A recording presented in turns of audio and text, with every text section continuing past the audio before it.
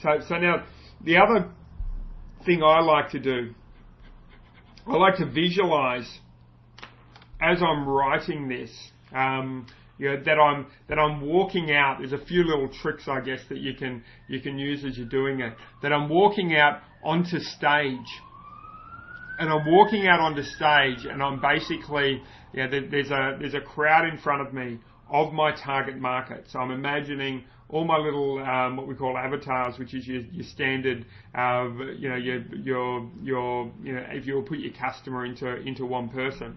And I've got, it's just after the lunch break, it's on the final talk of the day, not after lunch break. So on the final talk of the day, it's 6 p.m. The last speaker's gone over. I've got my target market in front of me. What's the one sentence I've got to do to hook them before 80% of the room rushes out the door because I think this guy's going to talk about something boring?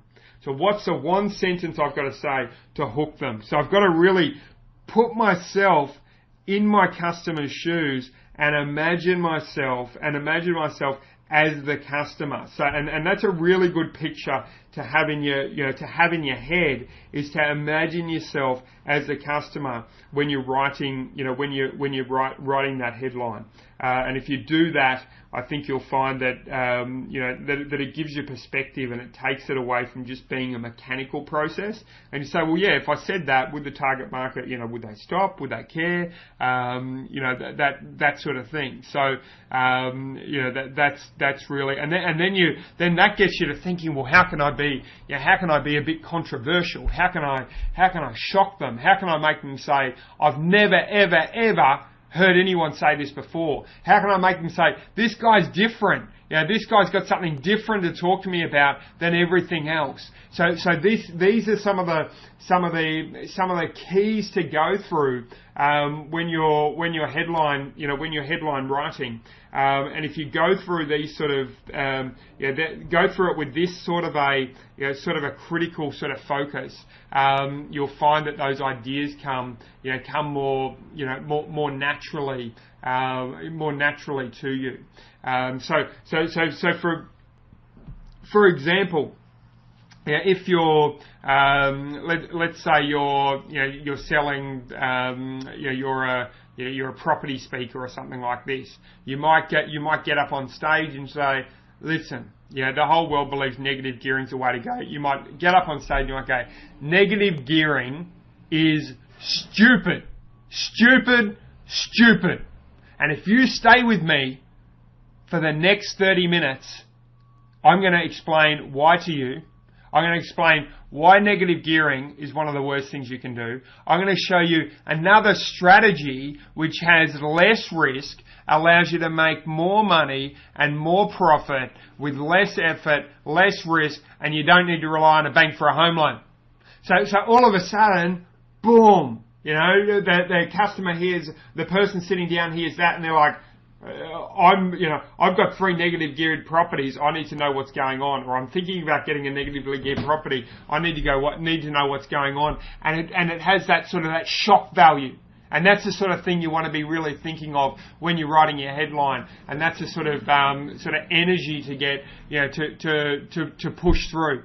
Now, if you do that, I mean, if you just think to yourself, if I'm sitting down and hearing that, am I going to want to just disappear? Compare that with what most speakers do.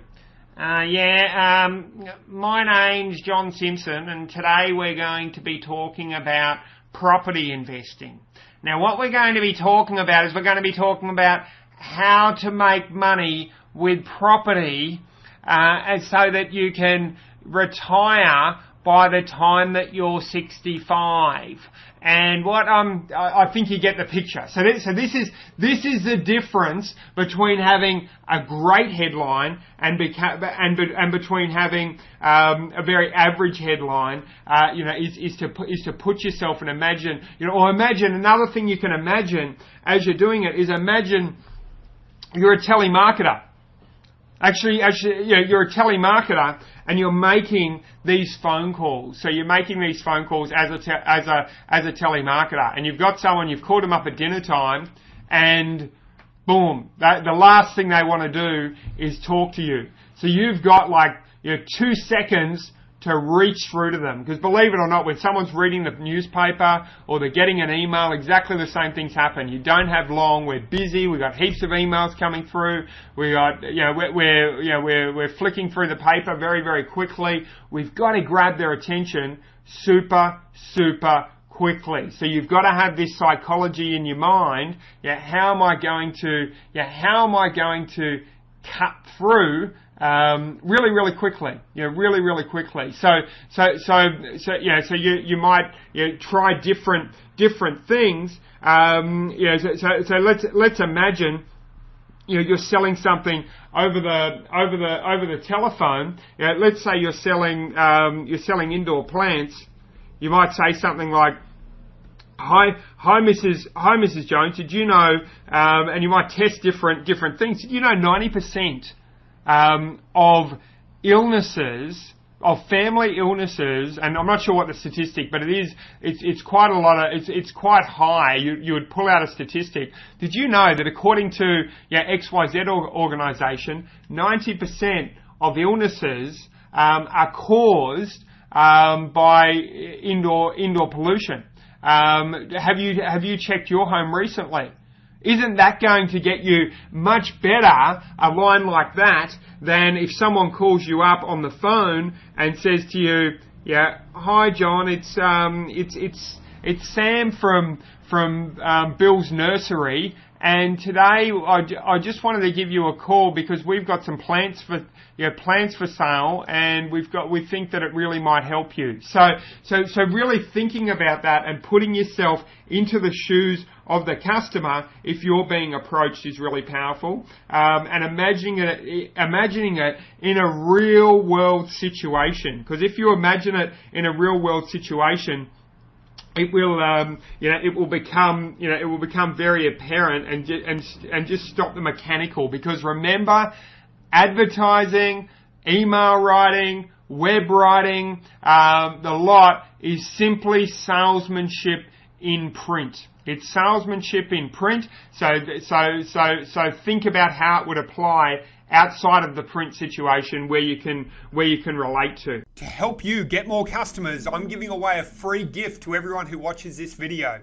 It's a brand new guide called 7 Ways to Get More Traffic and Customers, which includes a swag of cheat sheets for getting results fast.